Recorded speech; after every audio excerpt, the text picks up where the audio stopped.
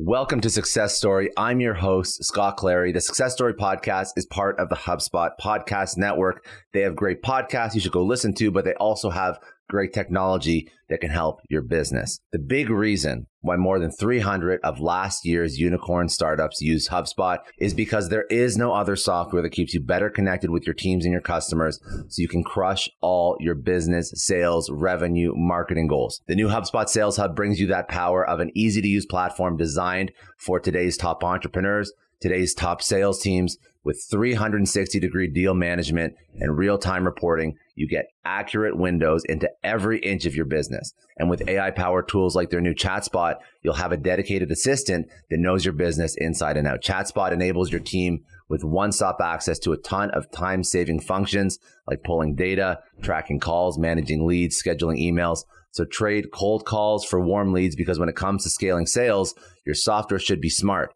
and the solutions should be simple. Get on track for your best Q1 yet. Check out HubSpot Sales Hub at hubspot.com/sales.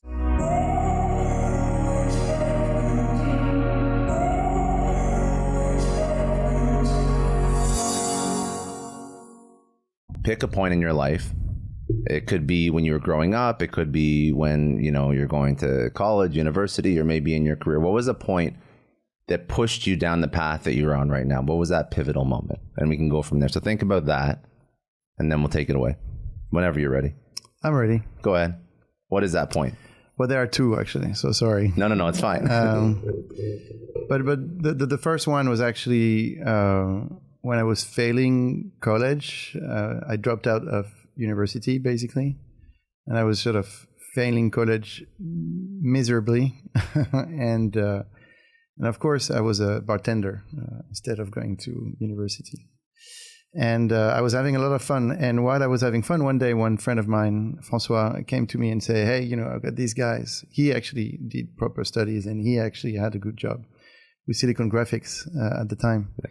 And he was like, hey, it was in 2000. And in 2000, he said to me, yeah, I've got these guys, they're leaving Silicon Graphics, and they're going to build a startup. Like, it was a .com boom, And so he said, do you want to interview for a job? And I was desperate for a job. And no one wanted to hire me.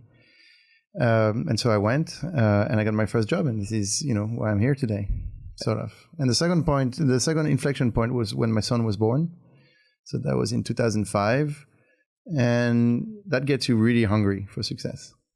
Well, yeah, because now you have someone else who relies on you. Yes. What did that push you to do in your career? Like when your son was obviously successful before your son was born, but what did that push you to do? Did it push you work harder? Was it focus more on something that you really knew you had to accomplish? What was that thing? What was that drive that it unlocked? Work harder for sure. It's actually something quite primal. My wife always complained that the day I was born, the only thing that I wanted to do was to go out of the house and work more. And I think it happens to a lot of men where it is actually mistaken for you trying to leave the nest because you don't want to deal with the burden, but it's actually, I think it is you trying to go out and sort of hunt more to protect the family, something like that. And so I had that strong feeling that sort of pushed me outside. And so that was number one. And number two, it's also in the end, sort of working to make sure that my son would look up to me. And so not to disappoint him became something that was more important than not to disappoint my parents. That's funny. That's very interesting how the focus shifts, right? Because I think that when you're coming up in your career, if you have a healthy relationship with your parents, it is for a time where you actually don't want to screw up. Yeah. And then you start to be successful. And then for some people that are very entrepreneurial or some people that build big things, you start to outpace what your parents ever expected of you. So then you're trying to wonder, at some point, what's the purpose anymore? Who are you doing this for? I don't have kids yet, but I think that that's actually a really important thing. You build something bigger than yourself, right? Yeah, it is. And, the story goes like this. So I did a successful business in advertising, and that gave me access to a lot of liquidity and a lot of, I can go to the beach for the rest of my life type of money. And so the question is why do you work? And there were a few answers, but one is because I like it, but two also is because, I didn't want my son to see me. And I was how old were you? Late 30s. Late 30s. Early 40s. And you had FU money at late 30s after the exit. After 2013, yeah. So 10 years ago, so I was 37. Yeah. And so I was just like, okay, is my son going, every day that when he's going to come home, I'm going to be home and, play the PlayStation. I don't know, like do something. And, don't get me wrong. Like you can have other passions than just working, and that's all good and well. And if I had those passions, I would have focused on these, but, achieve something, like sort of do something. I'm really good at working. So, and I love working. So I just focus on that. Because you go so hard for so long, especially when you are a high performer, right? So when you built, that company, which company was that? That was Criteo. Criteo. So that company, it IPO'd in 2013. Yes, correct. Nasdaq. Okay. So when you go that hard for so long, and I've actually noticed this with a lot of people that have had a big exit event, there's a lot of questioning what's next. Yes. And questioning, what is your purpose in the world? And I'm actually curious, now you have a child, you don't have to work again, but you want to do something. So what led you to Ledger at the end of the day? What was the thing that got you out of bed in the morning? Because that's a total 180 from your background as well. Oh yeah, well, first of all, because I have no background, but also advertising for sure. And so no, it was a few things. So one, I wanted to do something. Two, I wanted to do something that was bigger than Criteo. It was sort of bigger than a public company. Yeah, it's just $2 billion, valuation, and once you start to compete, like you want to play the Champions League. That's very clear. And so one of the things that was very frustrating when we're building this advertising business is that we always find like Google, Amazon, Facebook, etc., that were bigger advertising companies, and so therefore the game was a little rigged. Like there's no way that Criteo would be bigger than these companies, and so therefore I thought, okay, so what is the company, or what is where can I play where there is fair competition? And actually finding Bitcoin in 2014 was sort of that revelation. Is like, oh, okay, these are new protocols, and so it's not the web protocol, it's something different, and so therefore now it's exchange of value, etc. And so it changes everything. And actually 10 years later, almost, you can see that none of the big guys have really moved into crypto yet. The Google, the Amazon of the world, etc. They started to touch it a little bit, but 10 years after, they haven't really touched it. Well, they mess around with their own internal protocols. Correct. Like you have IBM that messes around with their own internal protocol. Yes. But ultimately, you still have a lot of independent companies that are still trying to build the biggest and the best and the most user-friendly and the best user experience for crypto, for Bitcoin, for everything, right? So it's actually interesting to me because, you don't realize how long it's been. Mm-hmm. You don't realize that 2014, okay, that was a long time ago. But we're still, with crypto, we still haven't gotten to the point where someone's grandmother can use it easily. Like, no. I know you speak a lot about, if they're not, it's not your keys, not your crypto, right? You have to have your own keys. The user experience in the industry is still complex. And it's getting more complex. I mean, now you add on NFTs, you add on DeFi, you add on things that are even another layer. So where have you seen us sort of grow over the past 10 years, and what's left to do? How do we sort of make it so that there is that, that peak user adoption that we actually want to see? Okay, first I'll give you a little teaser. It is complex, but it's not as complex as we say it is, and I explain why. Okay. But I don't know, in the past 10 years, like 2014 was nuclear winter. Like honestly, being in crypto then was,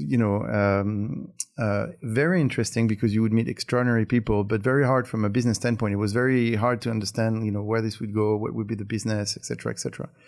And very few people engaged. Very hard to recruit people. Like in 2014, I remember trying to recruit for my first company, Kaiko, which is a data company that is doing really well today under the stewardship of Ambre Soubiran. Impossible to recruit people, when today is very easy. Like, today Web3, crypto, whatever it is very attractive for talent. And so to recruit talent is much easier than when it was in 14.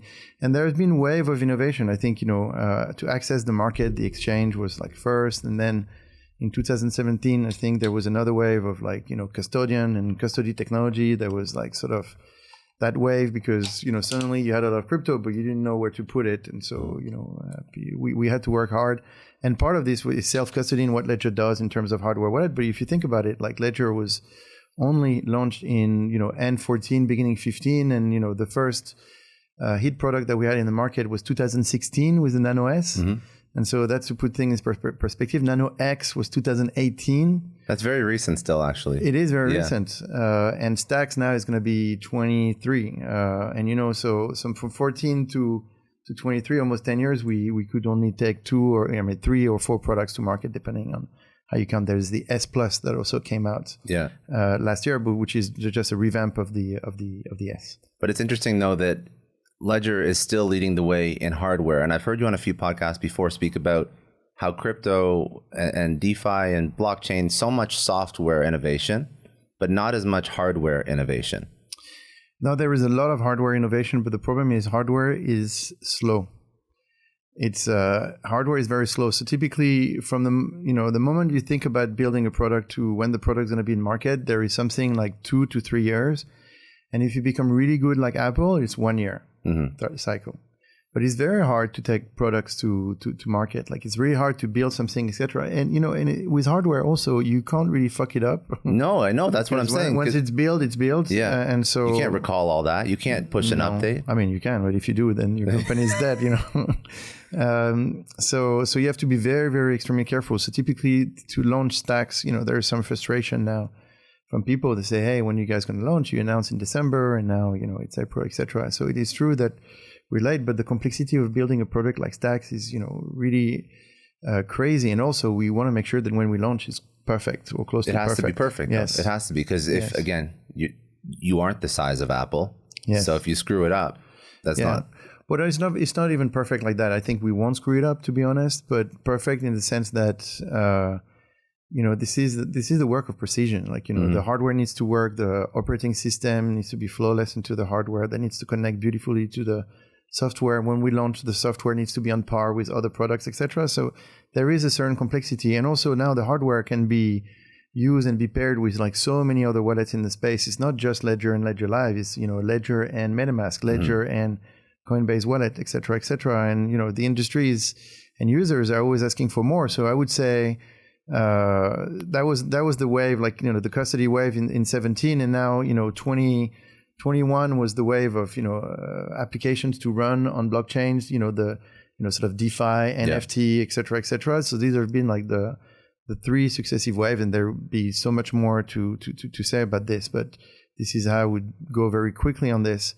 And what did I say when I said I'll tell you at the end? I think we were talking about the problems with hardware. No. Oh, I can't remember what you're getting back to. No, I have a follow-up, though. It doesn't matter. I have a follow-up. I remember. You'll get back to it. This is my problem, because I when I get interested about something, I ask these like multi-point questions, and then I'm getting lost. It's fine. But so I guess the biggest responsibility you have is that you're leading the way. Like you are building bleeding edge technology, and you are. Oh wait, easy to use, not easy to use. I got it. I gotta say. Oh, I'm sorry. Go. Then I have a follow up. Go. Okay, so we always say like it's not very easy to use. Yes. Okay, so now forget Web3, crypto, Bitcoin, however you call it, blockchain technology. Now just focus on Web2 today. Yeah. Is it very easy to connect to your bank? I mean, you know, I know mine is like super hard. I've got codes everywhere. I got shit I need to remember. Yeah. If it's a banking account in the UK, I mean, honestly, it's so hard to use. I've been shut down from I was with HSBC. I mean, actually, I'm no longer with HSBC, but in the UK, when these guys shut you down from the web because you've done like the wrong manip or whatever, like, you know, you press 2 times on the same button that you shouldn't have. Oh my God, like to get back online. I know. Crazy. So you're not wrong. You're not. So actually thinking through that point, even now, so I have TD. I'm Canadian. Okay. I have TD, and I have a Toronto number hooked up as my 2FA, which I don't have access to anymore because now I have my American number. And the amount of shit that they gave me to switch my 2FA phone number from a Toronto number to an American number, to a Florida number, is insane. Exactly. And then I think 1 out of every 3 purchases, because I'm a Canadian down in the US, is a fraud alert, and they're sending little notifications to a phone number that doesn't exist anymore saying, hey, is this you? So it's not So super convenient. It is sometimes. not super convenient. And actually, if you think about like all these apps now that ask you for 2FA, yeah. I mean, look at it, to connect to an exchange, crypto exchange, this is not Web3. It's just like, an interface and you place your bids, etc. This is 100% Web2. You need 2FA to connect to anything now, because otherwise login password is not enough. Yeah. Like, everyone is big companies are moving towards FIDO2 in terms of knowing who you are, etc. So actually, there is like a very complex layer of security that comes on top of the web, whether you want it or not, and that makes things less easy for users. But users are deal with this. The reason why they didn't deal with this so much in Web 2 is because everybody agrees that your phone and your computers are broken. You keep on patching them. They're like, sorry, it was open. Please patch it. Okay. And everybody everybody understands in this podcast that for Web3 and crypto and Bitcoin, it's not acceptable. Mm-hmm. If it's open, by the time that you patch it, maybe the Bitcoins are gone. For your email and many other things where you have a lot of insurance, like your bank, etc. Okay, maybe sometime the money is gone, but you call your bank and, you got an insurance for this, if you're lucky. Sometimes you don't.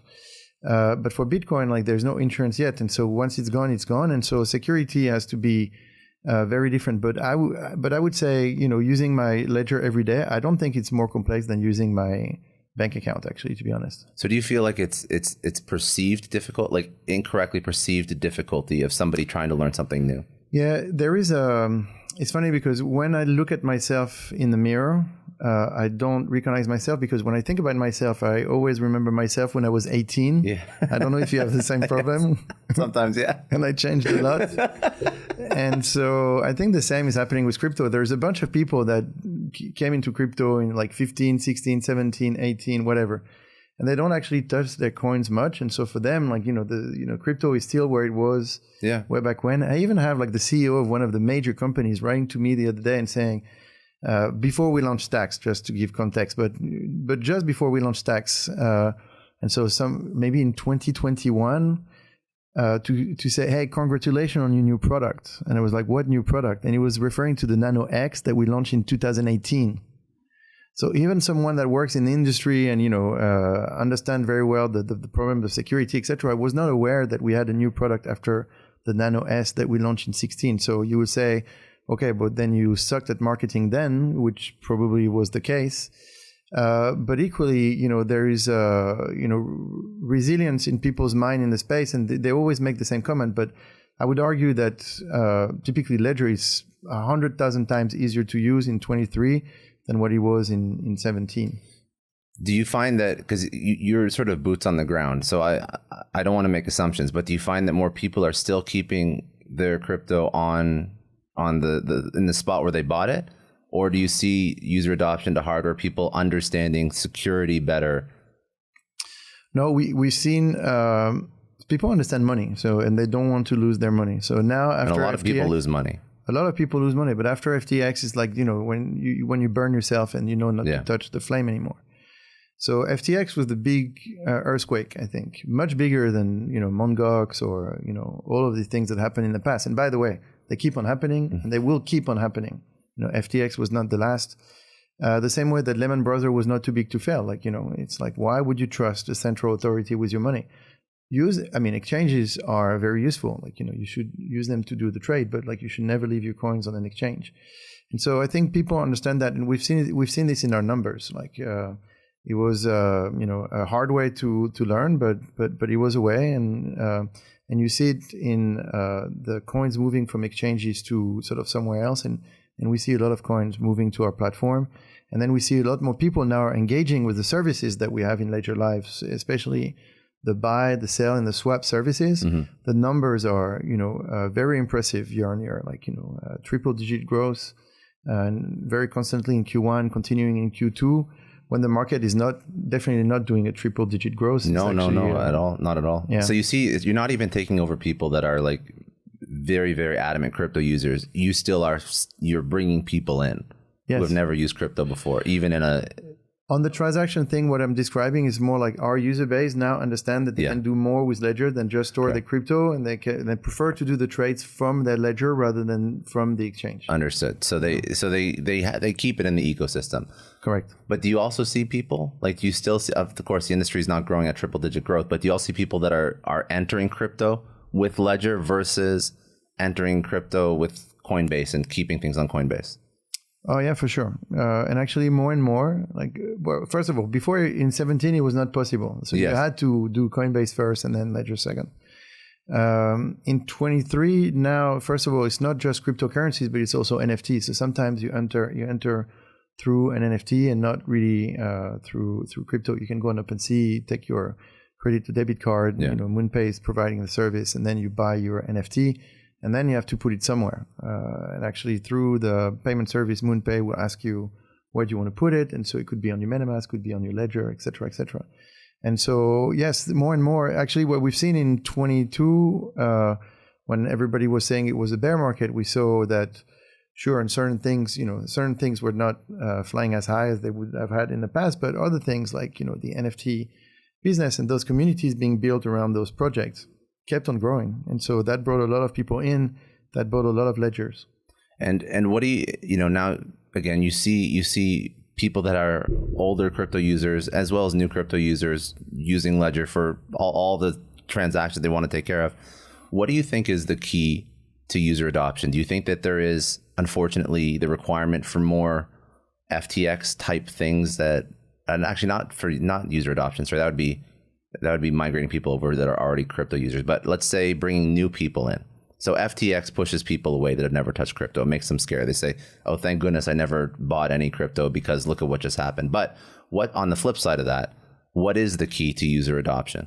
Okay, but first, I think so far, everybody got it wrong to think that speculation over coins was actually crypto.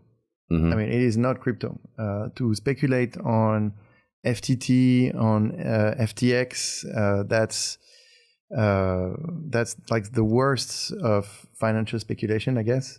Yeah. And if to you crypto is just like buying an Apple stock, I mean, sure, like you can do that, but I don't think it's the use case for crypto. And by the way, like, the token only has value if you bring security to the blockchain, and if the blockchain has a vibrant ecosystem of developers, companies, applications, etc., that are built on top of it. And so I think that even the market that is just taking care of speculation, like, they're not looking, sort of deep enough into the protocols, etc. And you have and it's difficult because you had so many like meme coins that have like sort of no value, but it's just like people pumping and dumping the market, that it makes that whole speculation aspect of crypto a bit ridiculous, if you want my honest point of view. I think where crypto is interesting is if it's in self-custody, because this is why and how it has been designed. Like, if you still leave your crypto at a bank, again, sure, but why? There are other things that you can invest in that are probably good investments. So the interesting thing is, like, what can you do with your private keys, and how can you engage in products that are interesting? Like DeFi is one good example. If you don't have your private keys, you cannot engage in DeFi. We always overlook payment as if it's a given, but I still think that store value and payment with Bitcoin or Lightning, or payment in general with crypto, is the killer app. I mean, you have like a peer-to-peer global payment network. It's interesting how no one focuses on that as much as they should, because that was the original white paper, right? Yeah. And this is where it's amazing. Like, to pay anything for me in the US with my European credit cards, oh my God, like, it's so difficult. It's very difficult. Like, it depends what you want to pay, etc. I mean, if you live on $5 a day, I guess you're good. But like, if you have to go to hotels, you're entertaining your customers because you have a business dinner where suddenly 10 people come, that has a cost, etc. And if you start to use your credit cards, like, you max them out, like, the one after the other, etc. And so and the fees that you pay, like, every time that you go to the ATM in the US, like, it's like $4 to get $100 out. That's ridiculous. And so, yes, payment with crypto is a huge case, and if you think that Bitcoin is too volatile, okay, fine. So do it in stable coins. Mm-hmm. And like I think that's what people actually have to, that's a really good point. So people that are scared of crypto because of FTX, FTT, or anything else, you're right. It's because they're focusing on the wrong thing. Because I think too many people tried to gamble on it for a long period of time and they realized that, oh, it actually is volatile. It doesn't just go one way. It can go both ways. I mean, it's like going to the casino and be like, fuck, I got wrecked. I'm like, yes. Yeah, that's how casinos work. Yes, that's the casino. That's not a good behavior. You shouldn't, when I got into crypto, the theory was to say you only invest in crypto what you can lose. Mm-hmm. And then you long, like you wait, like, it is not like coming in and out. And people that are trying to buy low, sell high, sure, like everybody would love to be able to time the market, but like it doesn't work like that. How do you balance, when you're building this hardware product, how do you balance security and usability? Because you're attracting again, the most complex users that want the most complex features, as well as someone's parents that just are starting it for the first time. Okay, so first of all, I don't think we're building technology for parents or grandparents. Sorry to break the news to the parents and grandparents that are using this podcast, but we are building technology for the younger generation. I think if Bitcoin and crypto have to become what they ought to become, mm-hmm. It will be for the younger generation. I remember when I was a kid, we switched francs from the old francs to the new francs, and it was a division of 1,000, I think. A division of 100, something like that. 1,000 ancient francs were suddenly 10 new francs. And I remember my grandmother never being able to, actually it's not true, my grandmother did the switch, but her sister never did the switch. So she would always talk to me in the old denomination, etc., which I always felt that it was going to be super rich, but actually, I had to do the math and, the division in my head. And in the end, I was not that rich. And so my point is, either people move with technology, and it doesn't matter if you're a father or a grandfather, etc. Like if you pay attention and you move with technology, you will understand. Mm-hmm. But the technology is developed for younger generations. Okay, so now that I've said that, how do you combine, security and ease of use? You do. So Stax was an interesting story where Tony Fadell, the inventor of the iPod, joined Ledger and to design Stax. And there has been that healthy tension between Tony, who's a product guy and wants product features and a product that is easy to use, and the Ledger team that is a security team, and it's like, that's not possible, we can't do that, etc. And so in the end, you make it work, and you make it work by saying, number one, there is zero compromise on security ever. Mm-hmm. Like it's not even a discussion. We don't even open the discussion. If there is a flaw or if there is a way, even if it's very difficult, that someone could get into the device, then it's a no-go. Then we have to change the design, we have to change the product, etc. So, but once you pass that hurdle of zero compromise on security, then you try to develop products where basically you make the onboarding easy and the connectivity easy. These are 2 pain points that you're really trying to solve for. So I need to set up my bank account. I need to set up my wallet. I need to set up something. How easy it is. Mm-hmm. And by the way, coming back to your previous question and like, oh, this shit is hard. I don't know. Like, last time I tried to set up like an exchange account, it wasn't easy. You have to have your ID, you need to understand the kind of levels, so level 1 is like, okay, just one ID. Level 2, you need 2 IDs, a proof of residence, mm-hmm. etc. Like it's not so easy. Like to register at a bank is not so easy either. Some make it like easier than others. Like Revolut has a very slick service, but this is why they're super successful. Yeah, you're right. Actually, because they brought that into the market. So even in the old financial market, most of the UX UI are really bad. And so I would actually argue that what we're doing now, and especially with Stax in terms of onboarding, is going to be flawless. And then in terms of connectivity is like, okay, once I have that thing, like what can I do with it? That's the second problem that you're trying to solve, and to make it as connected as possible. Think about the iPhone. Like the iPhone was a hit because suddenly you could connect to the internet in a very easy manner. I just want to take a quick second and tell you about one more podcast you have to check out if you're a fan of Success Story. It's Sales Evangelist, hosted by Donald Kelly, brought to you by the HubSpot Podcast Network. Each week, Donald interviews the world's best sales experts, successful sellers, sales leaders, and entrepreneurs who share their strategies to succeed in sales right now. He brings on Jeffrey Gitomer, Jill Conrath, Bob Berg, Guy Kawasaki. They share actionable insights and stories that will encourage, challenge, and motivate you to hustle your way to more revenue for your business. If you're somebody who's looking to take off in your sales career, if you are an entrepreneur who's looking to sell more, I think all of us are, go listen to Sales Evangelist wherever you get your podcasts. You're walking through all the problems that you're solving for with Ledger, and I'm actually really curious, just as an example of a great CEO, how did you pivot from a background in marketing, advertising? How did you pivot into a crypto hardware company? I don't know how you exactly describe Ledger, but how do you make that pivot successfully? Security company. How do you do that successfully? I think you can only do that successfully if, one, you do the switch when no one is looking. That's fair. Because if you try to do that switch in a highly competitive environment, like, it's almost impossible. But in 2014, nobody was looking. Nobody cared. And so I joined thinking, okay, I've got time to learn. Mm-hmm. So I knew I had like 2-3 years, maybe 4, where I could just work and learn, and my mistakes wouldn't be held against me, and nobody knew anyway. So it's fine not to know when nobody knows. Yeah. It's much harder to do a switch like this in Web3 right now. You're like, oh, I was selling whatever yesterday, and now I want to get into crypto. Okay, it's more difficult. Like, the market exists. There are big companies, etc. So you can still get in, but the second thing that you have to do is you have to put your ego in your pocket. Like, you go back all the way down. Mm-hmm. So when I left Criteo, people say to me, I was chief operating officer.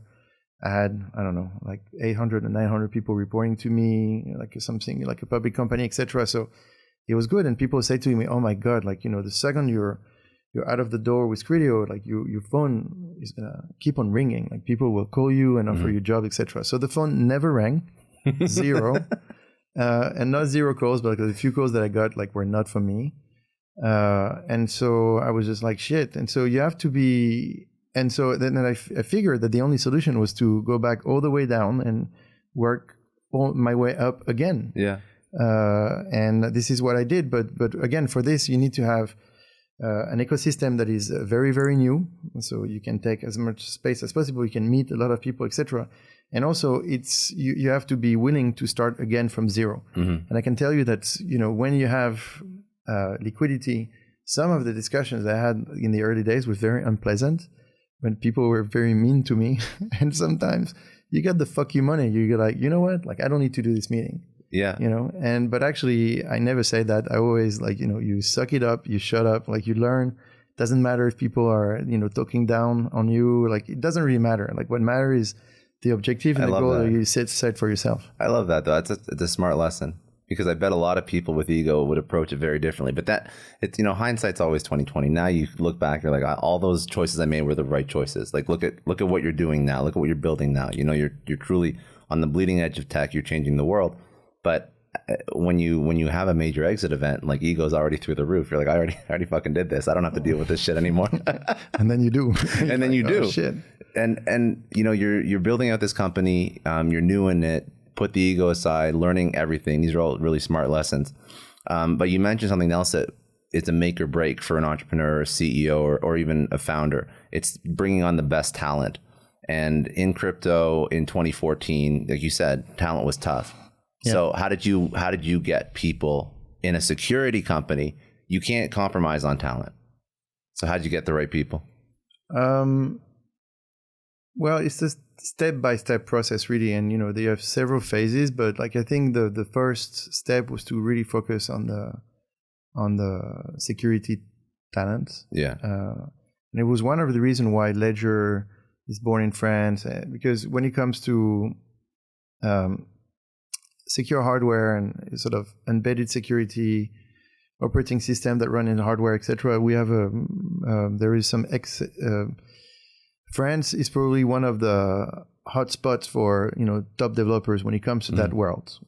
France is not the only country, of course. Like you have Israel, you have China, Russia, etc. But it's more of a European thing. It's less of an American thing, like secure hardware. And we have top talents there. So when you actually think about building a business, you need to think about what's my edge. If I start from Paris, okay, the city is beautiful, but what else do we have? And you're like, okay, well, when it comes to secure hardware, we have the best talent. Okay, so you start with that, and you just start with security. And the first thing that we try to do is to establish, security dominance, and to make sure that we really had that sort of nailed to the point where I think Ledger right now is the only company to have a hardware wallet that has not been opened by the Dungeon. So the Dungeon is our attack lab, and what we do is we take every product in the market, including ours, and we try to extract private keys. And we managed to do it with a bunch of wallets in the market, never with Ledger. It's impossible to extract private keys. To date, it's impossible to extract private keys from a Ledger. Not the same can be said from wallets that come from other vendors. So I know there's a lot of, I'm going to use a very layman's term, hacks. And I think there was something in the news today that was another wallet was compromised. I guess there's a trust wallet vulnerability. Yeah. We found out. So is that a symptom of having a wallet connected to the internet? Is there anything that can ever be secure that's connected to the internet, or is that a fallacy? Yeah, your ledger can be connected to the internet. But you can take it off. You can. Yeah, you can. Okay. This is the whole thing. Because your private keys are in your ledger and in the secure element. Yeah. It's fine. You can leave it connected to the internet the whole day if you want. So what happens with all these other vulnerabilities, exploits? How can no one else get a... These are different because these are software wallets. So what happens if you use a software wallet is your software wallet is fundamentally broken because it sits on your phone and or your computer. Phone and computer... Different hardware. It sits on hardware that wasn't meant for it. Correct. Okay. And the zero-day exploits? Yeah. There's a market for it. You can go online. It's not even a dark market. It's an open market. Explain zero-day exploit is you have hackers that all day long try to enter into systems. And what they do is usually they go through the operating system that has many holes. And listeners, like people that listen to this podcast, you know this because you've been patching again your phone, your computer, your Chrome, your Firefox. Yes. Firefox. Everything like so many times, and so you're patching them because there are vulnerabilities that have been found, and suddenly, oh my God, now we need to patch them, but until they're patched, it means that it's open. So basically, if the operating system is open, an attacker will go through the operating system, and everything that sits on top of the operating system is vulnerable. It's basically the door is open. There is nothing that you can do to shut it down. So there is no app that you can put on top of an operating system that is weak in terms of security that can be secure. And so therefore, if I gain access to your phone, and it's very easy, I just you download the wrong app where there is a malware.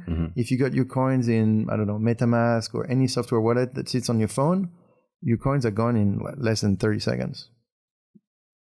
And the malware will just whoosh, take your private keys and they're gone. So all you got to be is a target. Yes. Oh, well, no, that's even easier. I'm just I know. I mean, but I'm saying so basically, if anybody has because there's a lot of software wallets out there. Yes. If somebody wants to go after you, if somebody knows, it's gone. Easy.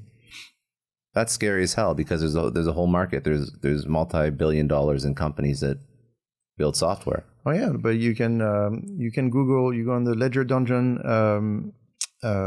blog, and there is a page. We can send it to you so you can put it There's a page where we show exactly that, how we take any software wallet in the market and how we can extract private keys in less than 30 seconds. And all it takes is a malware that is downloaded on your PC or your Mac or your phone. And we download malware every day. It's not crazy to think that you're going to download a malware. And especially if you target it, then it's even easier. It's hey, how are you? Look at that cute video. It's oh, this is fun. And then boom, voila, your coins are gone. So I think a lot of this has to do with education, because I mean, I'm not ignorant to crypto and this industry, but I think a lot of people are even like less knowledgeable than me. Some people are obviously way more, but like the average user that uses software wallets, I'm pretty sure that if you ask, 5 of my friends that have bought significant amount of Bitcoin or any other coin, MetaMask is fine, everything is fine, no problem. I think no one really knows the exploit that can actually happen. That's true. I think that's a big education piece. But what you'll see now is like most of these wallets, like, they actually will tell you as a user, like if you want the best security, use a ledger, pair your MetaMask with a ledger. MetaMask is actually saying this, which I think is good. And, once you know that, then it's okay to decide for yourself. It's like, okay, this is the best security. And it's not because your MetaMask is on your phone that your coins are necessarily gone like right away. Like you still need to download the malware, or you still need to be targeted. But like the risk that they'll be gone gets much higher. And so then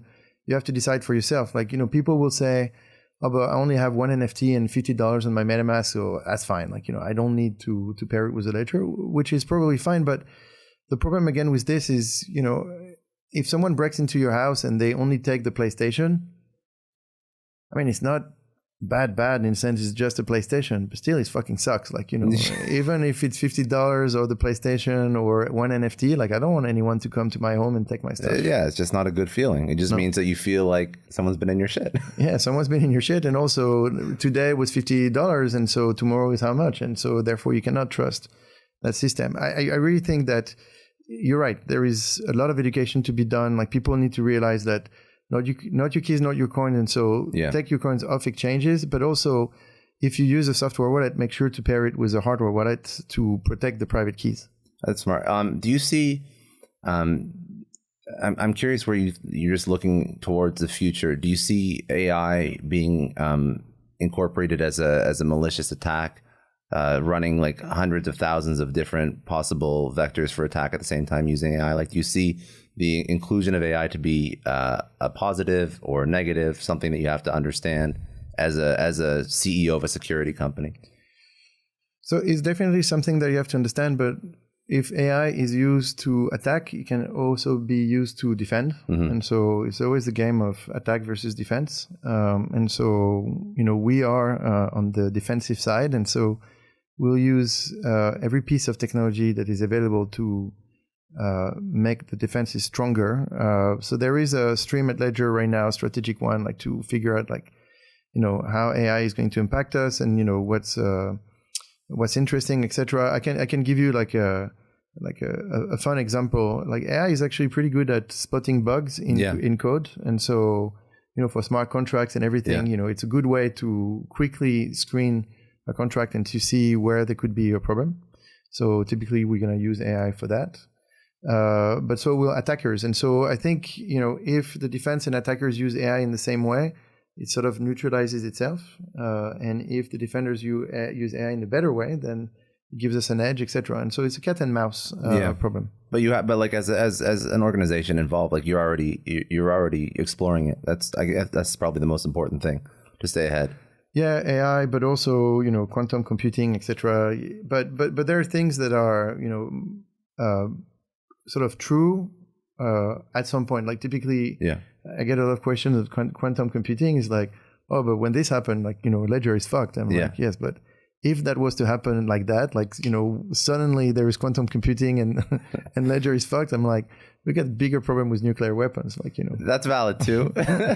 What are some of the challenges that you? But it's not going to happen like this. My point with quantum computing is like it's attack, defense, etc. And so the day that quantum computing is really a thing, then defenses would have been already upgraded. Both sides have access to it. Both sides always have access to it. It's just being as a leader of an organization, you just have to be on it, and you have to be including that in part of your security strategy, your engineering strategy.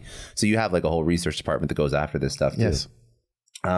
What are some of as a CEO of the security company, what are some of the challenges, some of the things that you want to take on in the future for Ledger? Like, where do you see your place in the crypto ecosystem? Well, I think, the crypto ecosystem, but it's right to use crypto because for me, crypto is a bigger umbrella. Correct. And under you have cryptocurrency, you have eventually NFT, but you have everything that is your sort of digital lifestyle and, all the way to your identity, your passwords, et cetera, et cetera. And so, I think with the way that the world is going, like, people will need more security to connect online and, again, to sort of onboarding, security, onboarding, and connectivity. This is the same problem whether you're Web 1, Web 2, Web 3. Like it's the same problem actually. So from a user perspective, I think Ledger will be your digital lifestyle companion. Like if you want to connect your apps, if you want to think about Instagram for 1 second, like how many people actually make a living through Instagram, and so when they do. Of course, for them, it's a big problem if they get hacked. Like if someone get access to their account, like they can lose a lot of money for a month, 2 months, etc. It's very hard to rebuild like a credibility, reputation after you've been hacked. This is like the house, like the digital house that got, breached or robbed, and so I think in the future, people will need sort of more and more security to access things, and whether it's cryptocurrency, to share your identity, etc. And, Ledger has a huge role to play into this, but not just cryptocurrency, sort of everything else that is your digital lifestyle and the secrets that you need to protect. I was going to say, again, you're leading this company and there's always concern about regulation and volatility, but that's over a very particular asset class. Correct. Very, very, very specific. So when you look at the future of Ledger, you don't want to have unknowns in a business. As much as possible, you want to remove the unknowns, and regulation is a huge, question mark. I mean, it's country specific, but as a CEO, you want to build out a business that's you're future proofing yourself, and you go down all these different pathways. So what you're trying to accomplish in the future is like, this is the de facto security system for all these different online interactions that require some level of security. Correct. Meaningful. Internally, we call them like meaningful interactions. Yeah. And yes, and again, like it's more of a. I had the question the other day of saying, like, oh, but what if regulation? Actually, it was a question from a phone vendor, and it was just like, what if regulation hits you, and what are you going to do about it? I'm like, well, if regulation hits Ledger, means that the phones are next in line, or maybe first in line. Like you can download anything on your phone. Like you can run a Bitcoin wallet directly on your phone. And of course. Yeah. So suddenly if you need to KYC AML everyone that's got a Bitcoin wallet, then you need to KYC AML everyone that buys like a phone, a computer, et cetera, et cetera. So it becomes like, really bad in terms of freedom. So I don't think he's gonna get there, but you're right. Like, it's what we do is all about what we do. We don't really do it for business. Like, business is a good consequence of what we do. What we do is we do it for our users. And so, security and ease of use, that's our mission. We think it's very important, because without security, there's no freedom. So online freedom only exists if you can be secure with your secrets. And if you cannot protect your secrets, then, it's not just a problem of crypto and Ledger. It's a more fundamental problem than that. Well, I think that's a huge problem right now. I think more than ever. Again, even in Web 2, the amount of people that get phished and get hacked all the time, right? 100%. So now you just have access to, now people are trying to, store their whole lives online. A lot of personal information. Yeah, completely. And so when do you think will be the point where Ledger starts to actually help people outside of its like first primary use case? Well, we already started. There is an app for password. There is an app for 2FA and FIDO, etc. So we're doing sort of baby steps, but we will further accelerate. I guess early 24, and second half of 23 is to get Stax live and sort of various other pieces of the software. And I think why we do that, the second half of 23 will be to work also on identity, FIDO2, password manager, etc. But that will be for 2024 release. Because you even see like, what's that password? What's that password app that just got LastPass? They also got compromised to some degree. Yeah, well, right. So people don't realize there's one book that everyone needs to read. Is the book is called "This Is How They Tell Me the World Ends." Yeah. I don't remember the name of the lady that wrote the book, but it's easy to find. It's easy to buy on Amazon, and this tells you the story about like online hacking, cyber attacks, etc. There are some. I'll give you the short version of the story, but like there was a criminal organization, hackers organization that got exposed recently. They got exposed, and so people should know that, and it's just one organization. Organizations like this, there are plenty. They have 2,500 people on the payroll. That's insane. And they have 10,000 auxiliaries. Okay, so this is a company that is... This is a full company. Yeah. 2,500. 4 times the size of Ledger in terms of number of people. And if you count the auxiliaries, like, more. And their only job is to hack the shit of everything that they can find. And this is why, like, phishing attacks, etc. People are like, oh my God, like, they are very dangerous, those phishing attacks, because the guys that are behind them are very sophisticated. It's not just a kid in his garage, trying to fuck people over. They are like serious organizations with very talented people whose job is to do that. Do you collaborate with other organizations, with government, to make sure that like your security engineering is at the highest levels? Because you're a private company and you're competing against, again, an organization that has 4x minimum the people that you do. Yeah, so we collaborate with a bunch of people in our industry. Like, this is what the Dungeon does. This is what our cybersecurity team does, etc. So we have a lot of collaborations with various other teams from the private sector in our world, and so that's good, and that's working well, because you can sort of collectively, we can collectively protect ourselves. That's what I'm thinking. If you're turning into more of a security company, because this is it's not a rebrand, but it's like an evolution of Ledger, right? Well, I think the why Ledger exists was always the same, and Ledger at heart was always a security company. Now, the how you pitch it to do your latest series is a different question, and also sometimes people, even though the why has always been the same, they want to see the what and the how, and we've been pitching the what and the how for a long time. Like hardware wallet is the what, but the business is much more like security. If you take the why, like from a very high level, the business is really security. Like, we're really pushing the boundaries of security, whether it's cryptocurrency or not, whether it's a hardware wallet or not. Like, what we're doing is much more fundamental than this. And I'm not saying that the hardware is not cool. I mean, it's a great piece of technology that you need to have if you want to protect your secrets. And we also have like an enterprise division that does something very similar for enterprise, and that also works very well. But it's true that what we're doing is much more fundamental, and we have always been a security company. Yes. I love that. Is there anything that I didn't ask you that you wanted to speak about, things that you're working on now, things that are top of mind for Ledger, for yourself?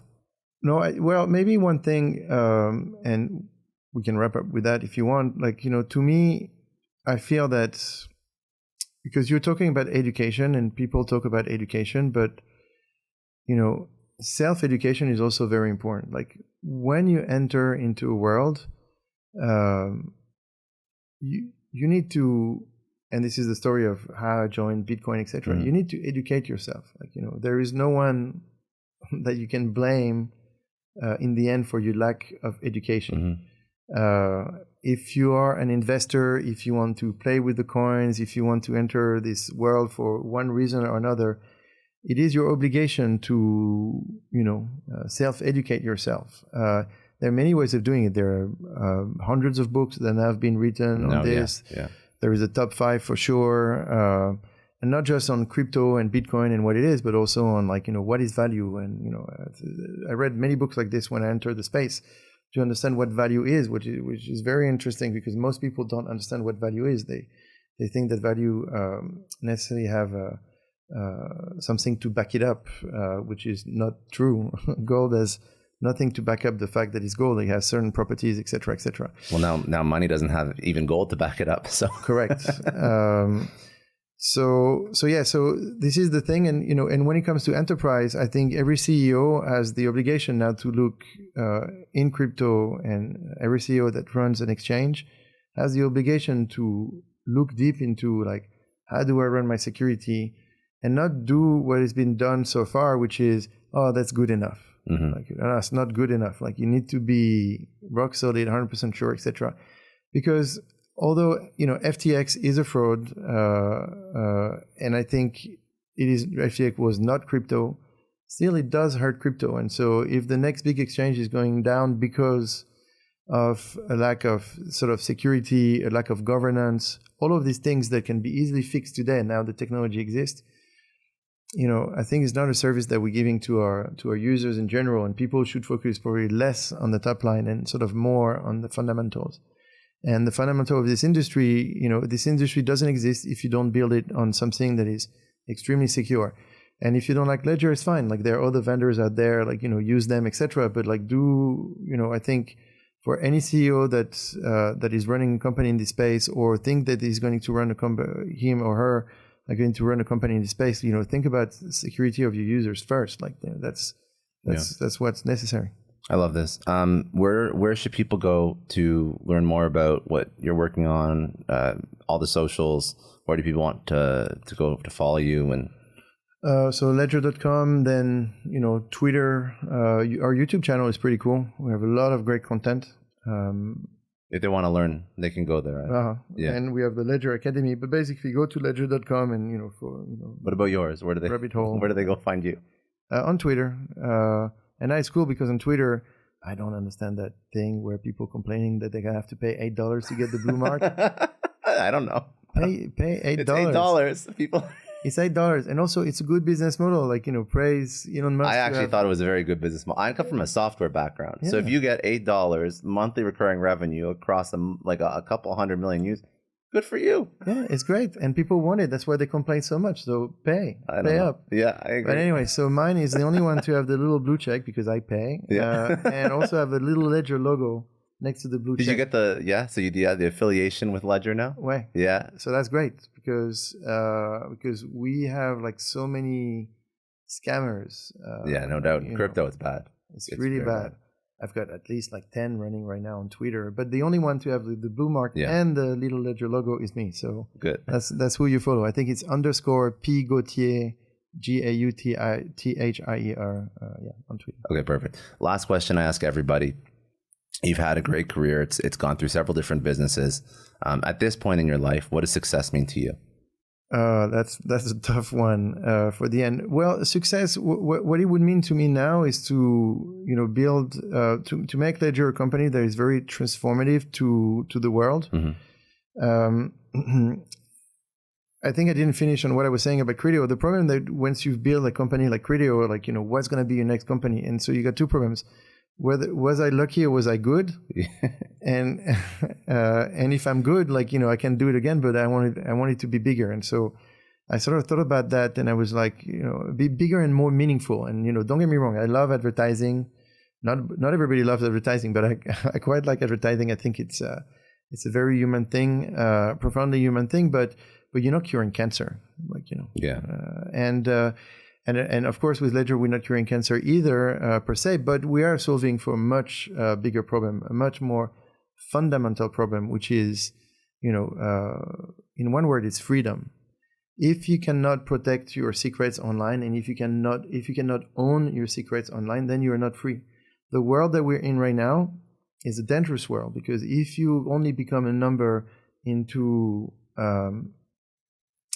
a big online property that is controlled by someone else, then you're not free by definition. And this is a society that we don't want. And so it's not so much in terms of business, my ambition, but it's like in terms of impact. I hope that Ledger is going to have a huge impact on the world, and how people and companies, but like how we bring security to this digital world. And it's severely lacking right now. And like we said earlier, without security there's no freedom. And so if I can bring digital freedom to the world, and so freedom, I think that's my ultimate goal.